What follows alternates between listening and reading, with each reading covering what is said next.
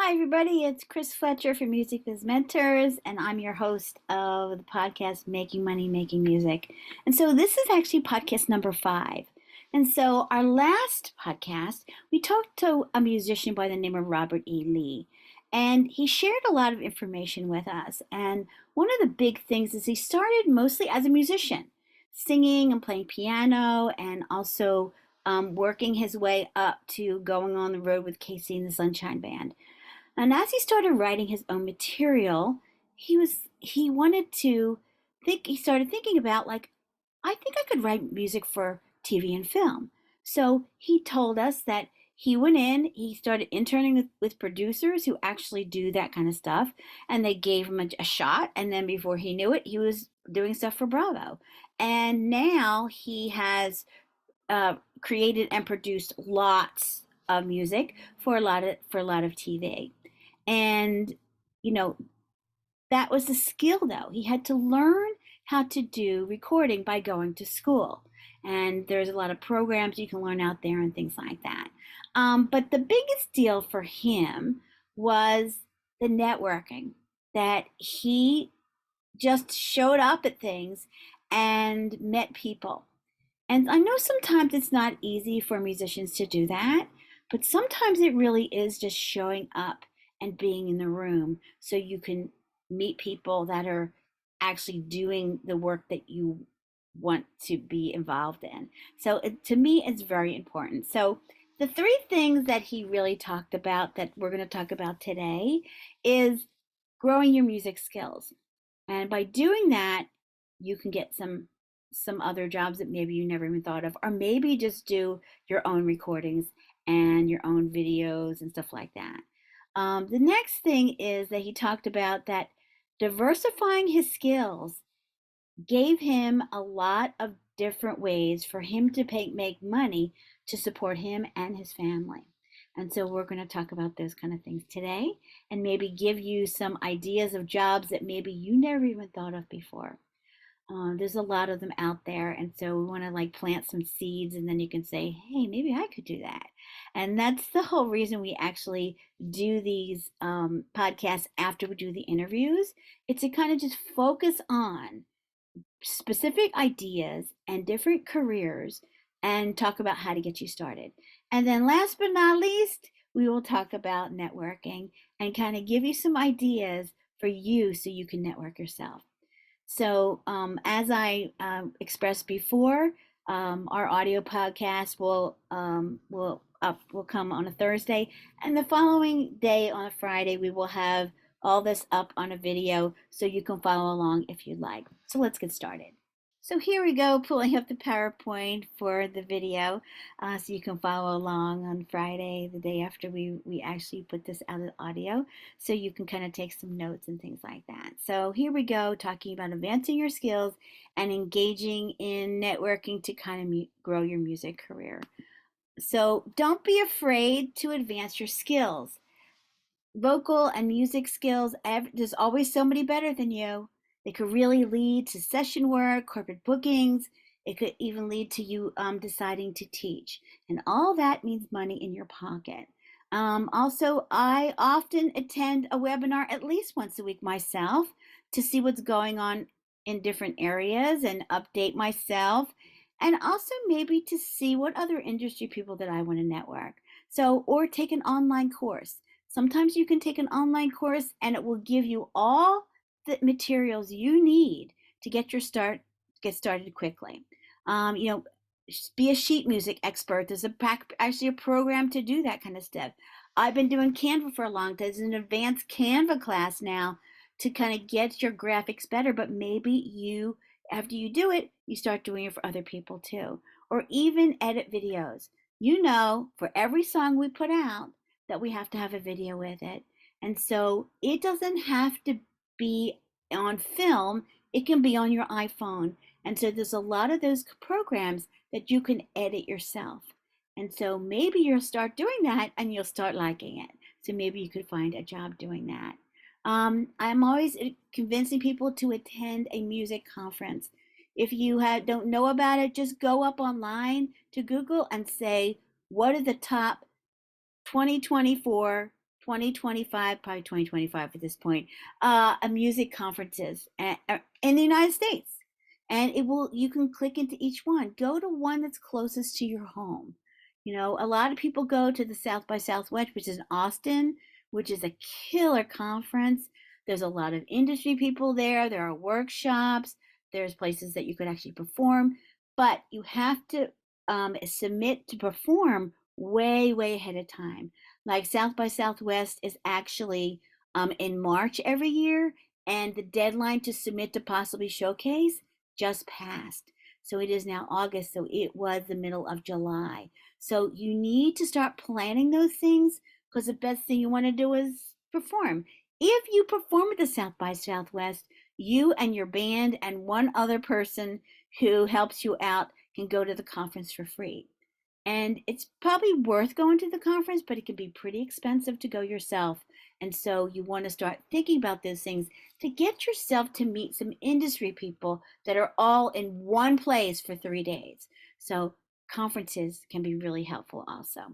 If you're really getting stuck, then hire an expert, whether it's an expert to help you do your videos or audios, or if you want to hire a coach. We do some coaching programs here where we meet with you once a week or whenever you need to, and kind of talk about what you need to do next and what we've done so far and all that kind of stuff. There's a lot of really great people that can help you move your career forward. And it will really be worth the money to do these things. This is the only thing that's going to move you forward faster, right? And so you can get the real, for me, when you're moving forward, especially when you're just starting out, it takes a good 3 years of commitment before you get to that place where you start making money.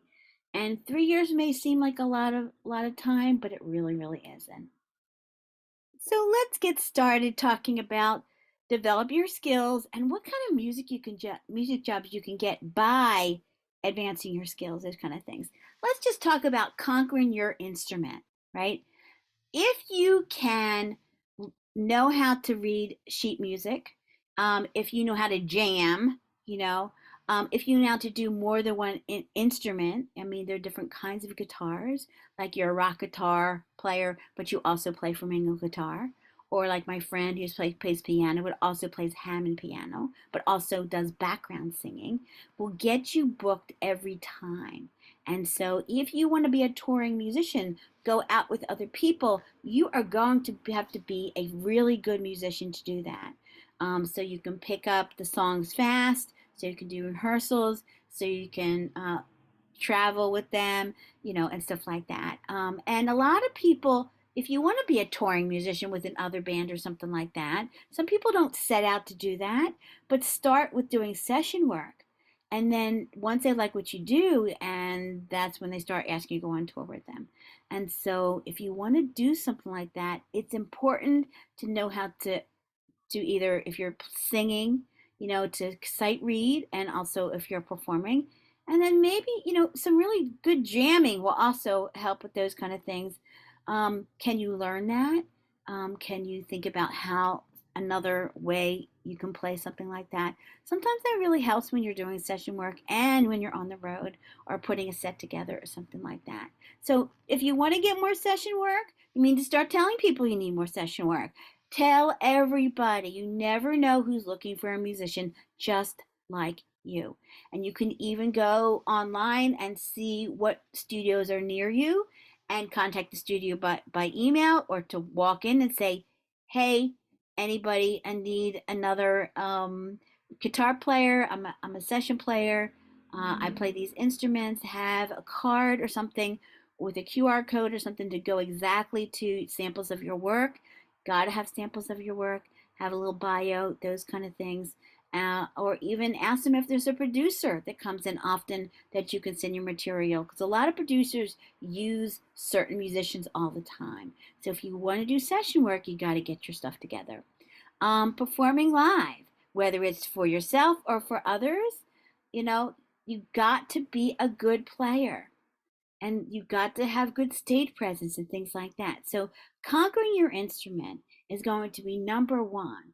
and learning everything you can about the different kinds of instrumentation, the different kinds of genres of music. What do they take? What do they like? Those kind of things. It's going to be very important that you take the time and to actually learn whatever your craft is. Over here to the right, I have recording chops. And the reason I have this here is because during the pandemic, a whole lot of musicians learned Pro Tools or learned how to do their own videos or learn Canva so they can do their social media posts and things like that and do their graphics and stuff. And so, wouldn't it be great if you could really record your own music? Nowadays, if you're not sending it for TV and film, then maybe you don't even need it mixed and mastered. If you record it well enough, and there's not just Pro Tools, there's a lot of other recording devices and programs that you can learn and learn it quickly. I know that most Macs come with even GarageBand and things like that. So it's important to have you or someone you're teaming up with who really knows how to record when you're doing that stuff. You got to get your songs down. If you're just playing them in the rehearsal hall, nobody's going to hear them. So we have to have stuff recorded, and it should be recorded well. If you record something that's live, you can tell people it's live, and they don't expect all the bells and whistles, but it still has to sound great. Those kind of things. Maybe you feel like you can produce music. I had a student come up to me last quarter and told me that somebody found one of his band songs and wants to put it on a podcast and wants to pay him $3,000. And I said, maybe you should be writing for more podcasts. He never thought about that before. So you can write in a specific genre of music. You can write for different kinds of media. There's local media, like if you have Spectrum or something like that, they have their own channel. They have their own advertisements, those kind of things. And there is a lot of money in advertising.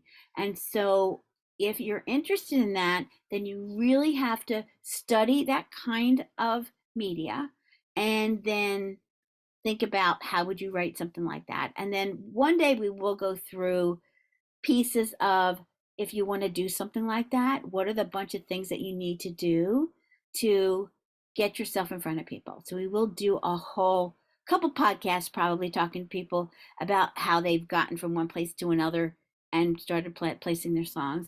But this is just like regular stuff and looking at your own music yourself. And because we started talking about TV movie, let's say you want to create for TV and film and media, I'm just going to go through a couple little things for you, right? Education. UCLA Extension has online and in-person classes, have great music business classes. Maybe you try one of those. ASCAP and BMI, if you're part of a performing rights organization, which you should be a part of, if you're writing songs, then sometimes they have showcases, they have different kinds of workshops, those kind of things that you can apply to.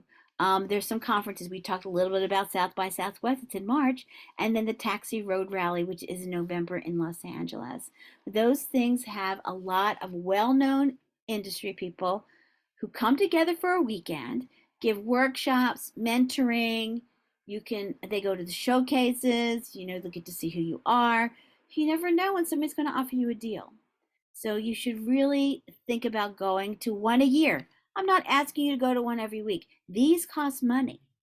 But if you can showcase there, that is half the battle. When we look at these kind of things. There's a lot of online classes, and you know what? Some of them are really great. There's a team of guys, Mike and Jody. They have elite music coaching. I really like. Of course, they have classes, they have coaching, they have a lot of different kinds of things, but they put on a lot of free information and interviews with people that are placing songs into TV and movies. What are they doing? That kind of stuff. And so you should take a look at some of those kind of things. Maybe it's time for you to invest in doing a class, and it can be an online class. And so explore it. Ask other people who took from them. Did they like it? Those kind of things. It will be worth your time, but you have to put the time in, especially when you're doing it online. You have to put the time in and understand what's going on with before you go to the next piece of those kind of things. And so there's a lot of online classes. Some of them are great, and some of them are those kind of things. But I feel like that any online class you take, if you put your mind to it, you can learn it. And so it's just a matter of you buckling down and taking the time to really sift through those kind of things. And then there's always, all around the country, there are songwriting groups. We have a bunch of them here, and they have guests, they have showcase opportunities, and that's where you meet other collaborators, those kind of things. And so I really need you to start thinking about those things. If you want to work for TV and film, what do you need to get started? Start watching TV shows, gaming shows, whatever that you feel like that you connect to, and you think you can write music for those kind of things. You got to do the homework first, because if you're watching TV and Yellowstone is on, and you think that one of your songs would be great for Yellowstone, then you can find the music supervisor and find out how you submit the music for that. So you got to do some of the homework though. Those songs need to be copyrighted through copyright.gov if you're sending them to anybody for possible placements kind of things. And you have to belong to a PRO, which is the Performing Rights Organization, which is ASCAP, BMI, or CSAC, because they collect your royalties for you. It's got to be a great production. Can't be semi-great, needs to be great. Needs to be mixed and mastered, which means you're going to have to either have some technical skills or work with somebody who does, because they won't give you more than one chance to say it's for this. At the bottom here, I have metadata. We talked about that in one of our last sessions. Metadata is all the information that you need to have on your audios. And so go to YouTube and say, how do I put metadata on my songs? And actually it's a right click, and basically it says your name, the songwriters, how to get a hold of you, and then maybe some notes that this song would be really good for Love Scene or something like that. Because if you send something to a music supervisor, what they will do is click the metadata first, and if the information's not there, then they will just move on to someone else. Because if they go to like something, they're not going to look for you to find you. They don't have time to do that. So it's important that you get those kind of things up. You can use Disco AC.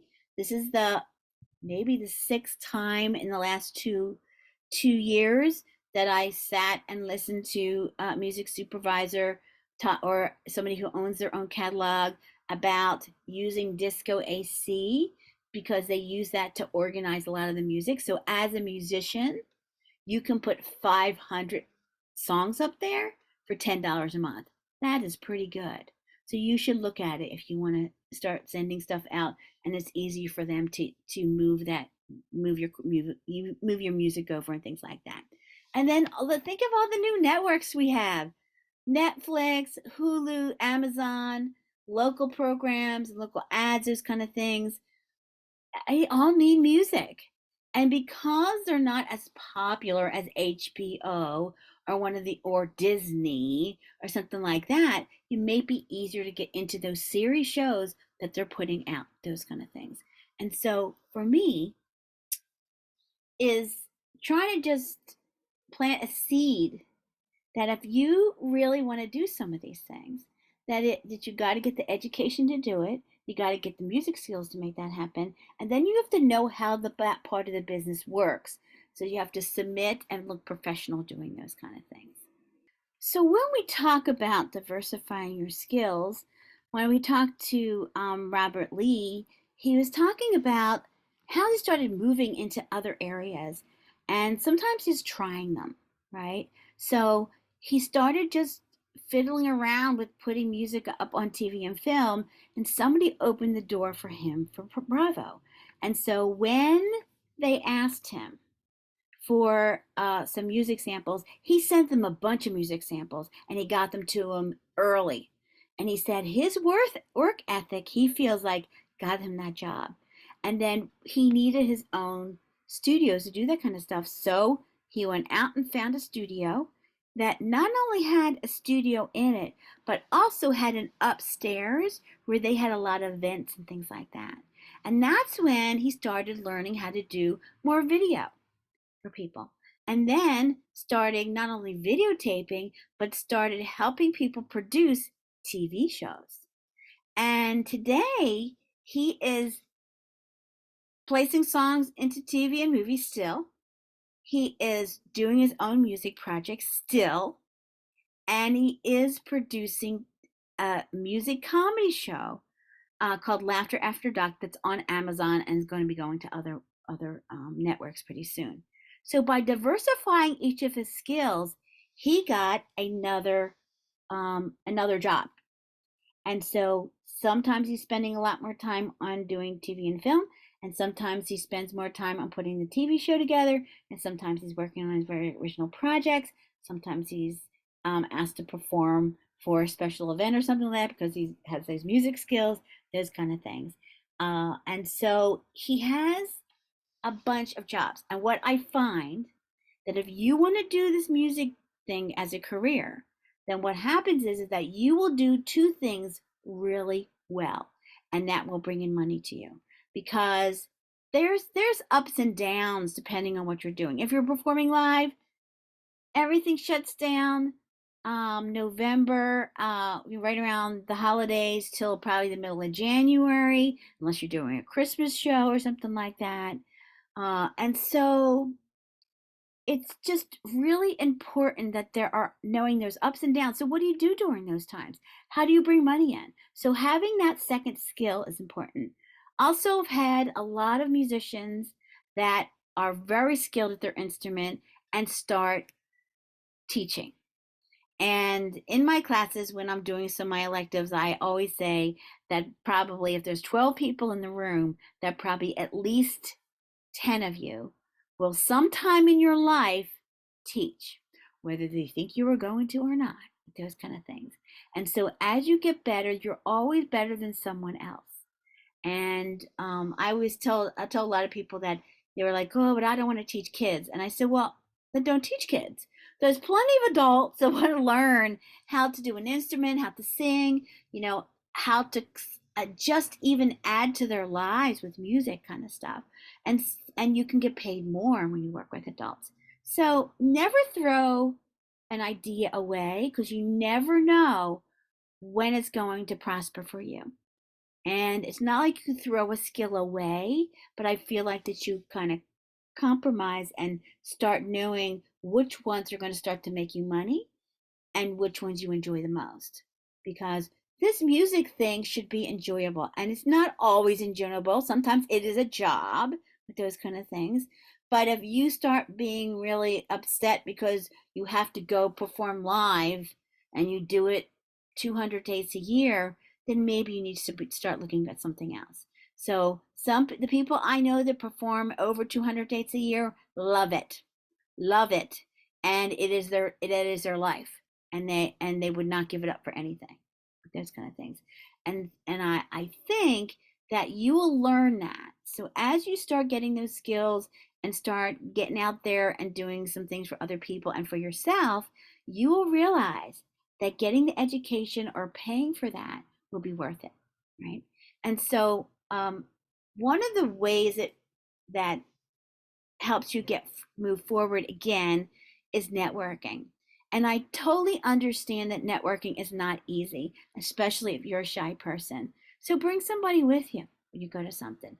When we were talking to Robert Lee, he said, he can't believe how many times he was invited to something and didn't feel like going, but went and then met a really crucial person that helped him get his song on Bravo. And so for me, if you get invited to something and like at the end of the day, like, oh, I don't feel like it, I'm too tired, whatever it is, once in a while you gotta take a nap and go out. I have a Brazilian musician and we're here in LA, and there are actually some places that a lot of the Brazilians go to do jams and stuff like that. So she's like, oh, I haven't been to that jam in a really long time, but it doesn't start till 11 o'clock. I said, girl, take a nap and then go. Because every time she goes, they're reminded she's there. They ask her to sing on an album or to play piano for them when they're playing live or something like that. And she gets more musician work, right? So if you're a musician and you want to get more work, you need to find out where the jams are. And if there is not one, start one. Go to a nearby restaurant and see if they won't let you start an open mic night, a jam, something like that, once a month. something like that. And you know what? Musicians will come. And that's how people know who's there and stuff like that. So sometimes you have to like take the reins yourself and make that happen. So I'm going to share some more things about general things about networking here. So I'm going to call up my screen again. So here I say that networking can just be showing up.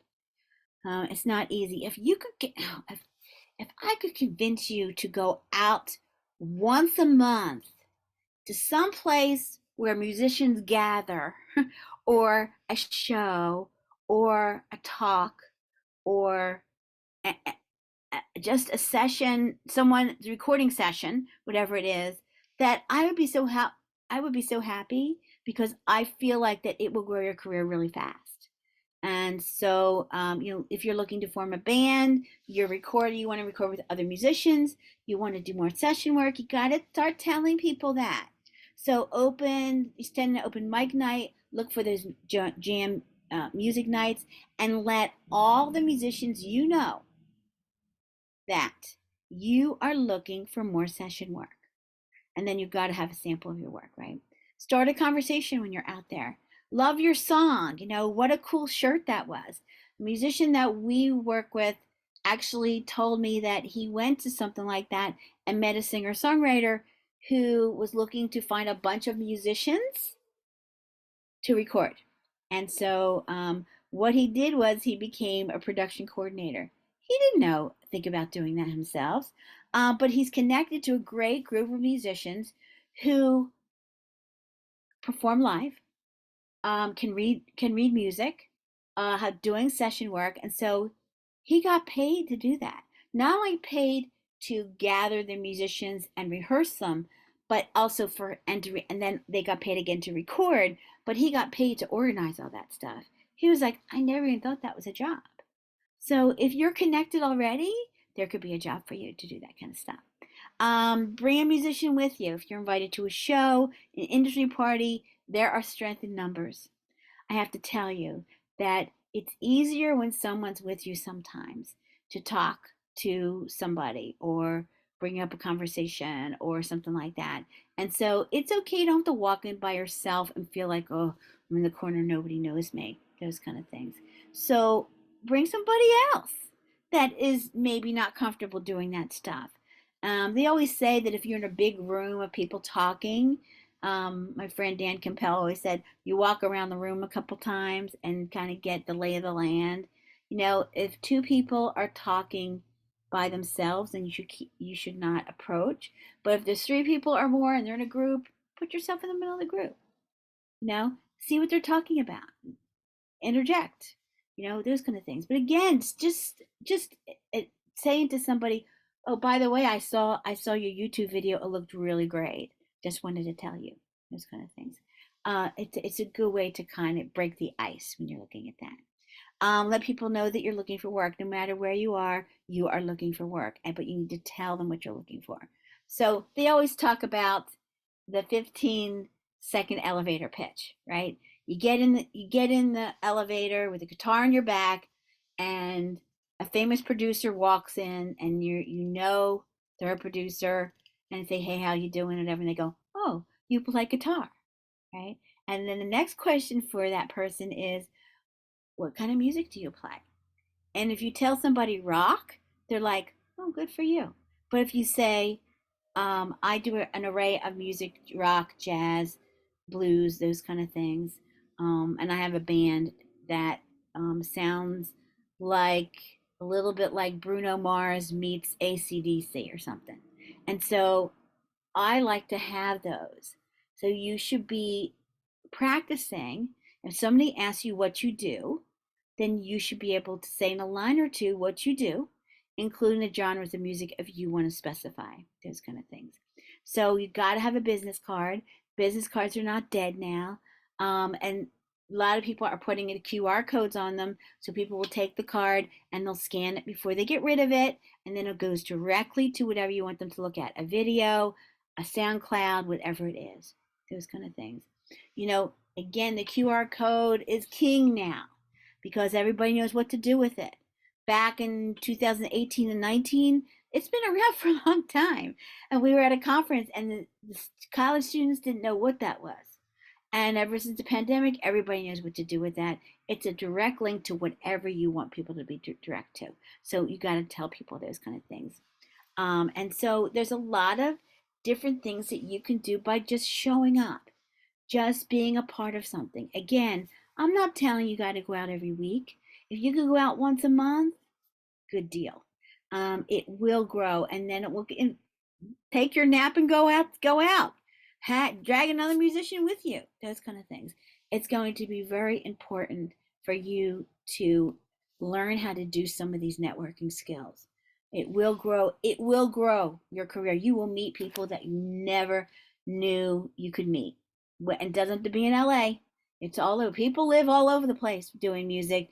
Doesn't mean you have to live in LA or Nashville or Chicago or New York or whatever it is. There's music everywhere. And so you need to kind of search those kind of things out. So, not to put this at the end, but the thing we want to talk about now is how do I get the time and the money to do those kind of things? And don't worry, I got to tell you that no matter how long I've been working with somebody, no matter how long somebody's been working in this industry, time and money always gets in the way. And so you have to understand that. But one of the biggest deals for me is that I'm okay moving one deadline, but not moving two. Because when we're moving two, we are procrastinating. We are not making it important anymore. And so I'm a stickler about being flexible to a point. Because I know somebody right now that is working on music and had most of it completed in February, and it is August now, and will not put out the EP because the last song is not finished. And I said, can't we just pick a couple songs and put it out? And he was like, oh, I want to finish it. And I'm like, okay, but the deal is that if you don't keep yourself current putting music out, next year they won't hire you. You got to be current. And if you're not, they're going to hire somebody else. So you have to show that you're putting new music out. I was trying to convince him, like, let's put two songs out. Let's put one in September, and then let's put one at the beginning of November or so. And then maybe think about doing a Christmas song. Go to public domain and pick a Christmas song and just do it live around Christmas holidays.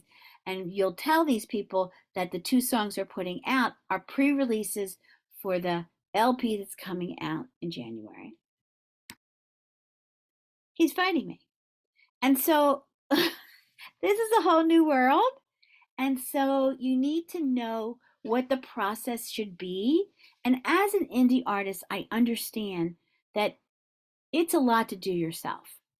So you have to pick and choose what you want to do. The number one is the music's got to sound great. I get that. But you should not be taking a year to record stuff and wait another year to put it out because you may feel like the music's old. I know anybody else would feel like the music's old. So it's very important to continually write and continue to realize that we can record one song at a time. We don't have to record 10 at a time. I'm okay with you recording 2 or 3 at a time and then us putting those couple out, and in the meantime you record more. So one of the girls I'm working with, she had 10 songs to put out this year. So we're putting out one every month, right? So we talked about it and she said, it's a lot. I said, I know it's a lot. So next time we're going to learn, and we learned the hard way that it's really hard to work, support yourself, perform out live, go on a little tour somewhere, record and produce videos all at the same time, and it all costs money. So I'm just trying to be realistic with those kind of things, right? So I just wanted to kind of talk about the time and money situation. Let's not pretend it's not here. It is here and it's here to stay. So let's talk about the time and money situation always getting away from us. You know, It's really important for us to acknowledge it. This happens with musicians who've been doing it forever. And so, again, I am okay with us moving a deadline once, but not twice. And you need to schedule time to for your creation time, because if we don't have music to put out, then we don't have anything to work with. So creation time is very important.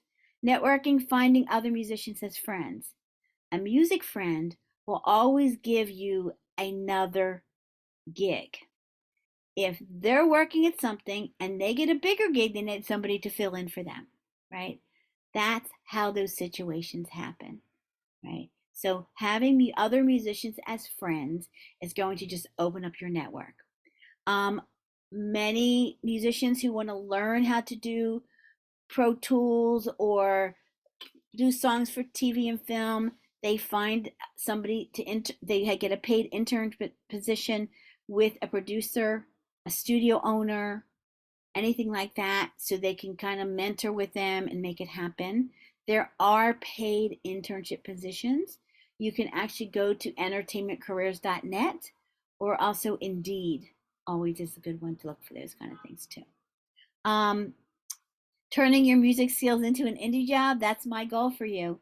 You learn iMovie, Canva, GarageBand, more sight singing, sheet music programs, video editing, Pro Tools recording for solo acts, start your own open mic. These are all music related businesses that you can call your own shots at and make money, right?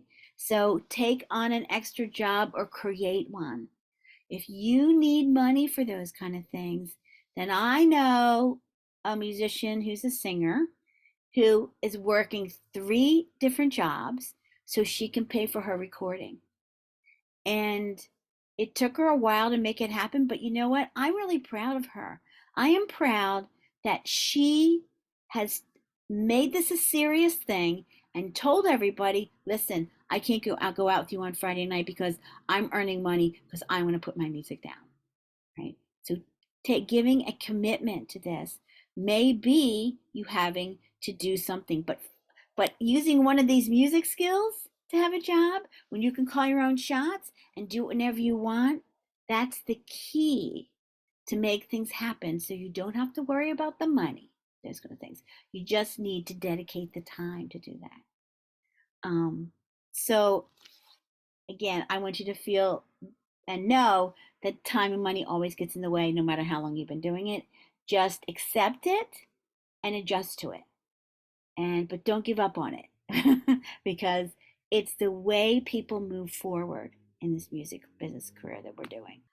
So last but not least is me sharing with you other music jobs if you have the skills to do these things.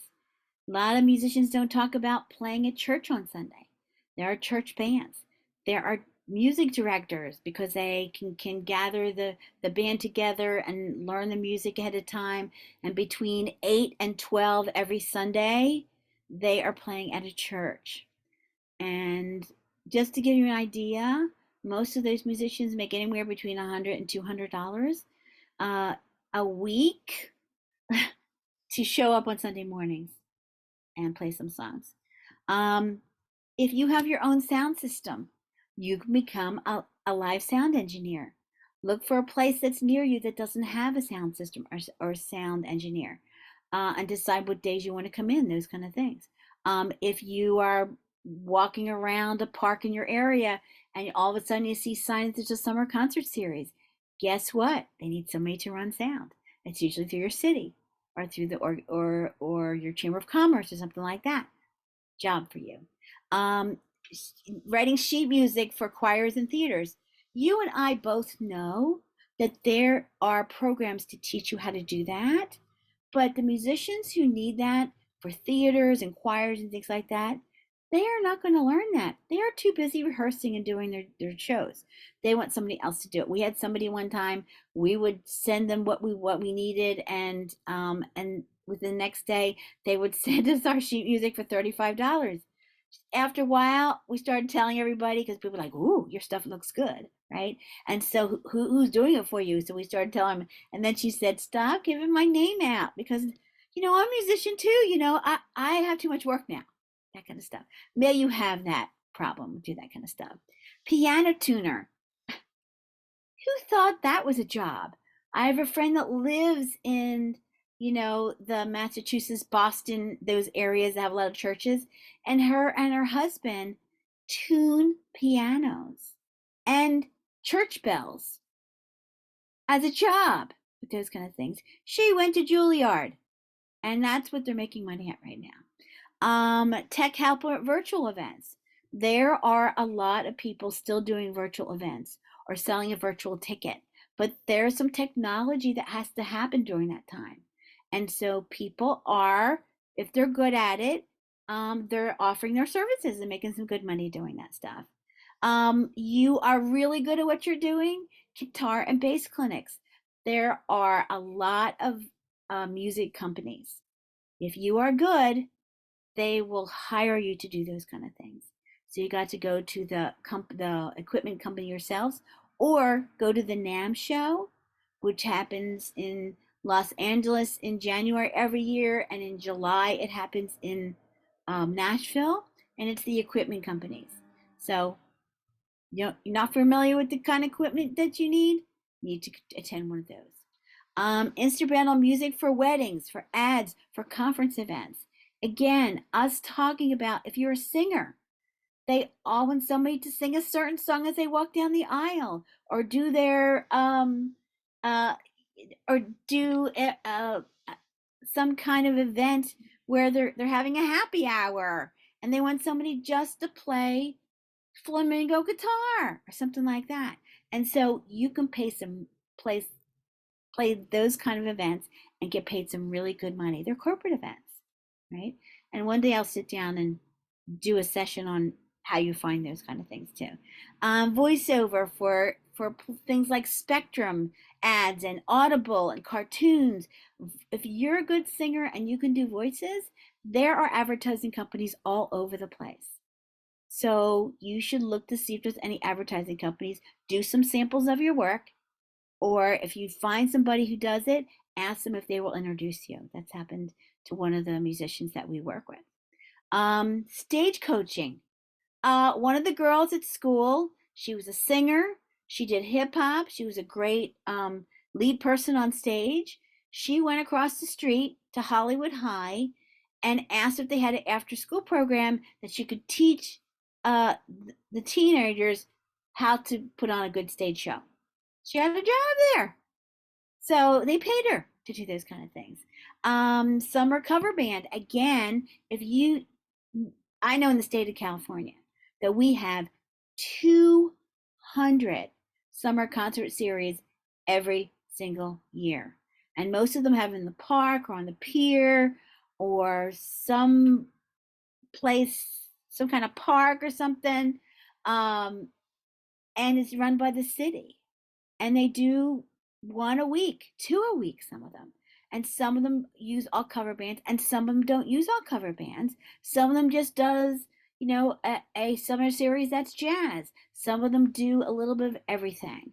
Well, Redondo Beach summer concert series that we have here, they have concerts on Thursdays and Saturdays in all month of June, July, and August. And so they have a band every single time, and they pay you to do that. And sometimes they want original and sometimes they want to cover. You just got to go on and look and see those kind of things. One day we'll come on and I'll talk about how to get gigs and how to find those kind of things. So all these things that we talked about today are basically items that were brought up because we did an interview with Robert E. Lee. And that's what I'm doing with the Music Biz Mentors page. Is basically Music Biz Mentors and our podcast here is looking at careers in your industry and then giving you the 1, 2, 3 on how to start. One of the first things, the hardest thing to do is to start. The second hardest thing is to start again. And so that's kind of where we're sitting. I want to make sure that because you didn't know, you didn't give up. I don't want you giving up. And it's not an easy profession, but a lot of things are not easy professions. Again, there's skills to be had, there's business to be known, and if you really want to do this, if you really want it, then you need to work for it. So next time, podcast 6, we're going to interview Scott Gilmore, and he's from a duo by the name of Fox and Bones. And I've known them for quite a while, and I am impressed with all the things they do as DIY artists themselves. And now they have some help with recording and a little bit for booking. And he's actually started a series himself, knowing how to book those kind of things. And he's going to come on next time and he's going to talk about what it takes to be a touring musician and make money at it, and how you need to prepare for those kind of things. And there's nothing like hearing it from a musician's mouth about what they do and how they've had to prepare for it. And so that's why I had him come in and talk to me. So he will be coming on the next podcast. So I want to thank you for showing up today.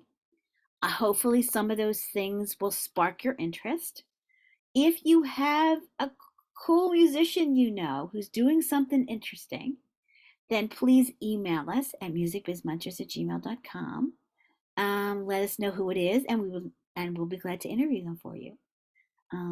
We also have different events ourselves at musicbizmentors.com, so you can also go there and get in our newsletter, and we'll let you know. The events that we do some in person, but the ones in person we also do online, so you can be a part of that. We also start some free coaching every couple months and come on like once a week and answer your questions and things like that. So just need to be on our mailing list for those kind of things. So thanks for joining us. Please share this with some other musician or friend that might want to see it. And we'll see you next time. Thank you for joining us.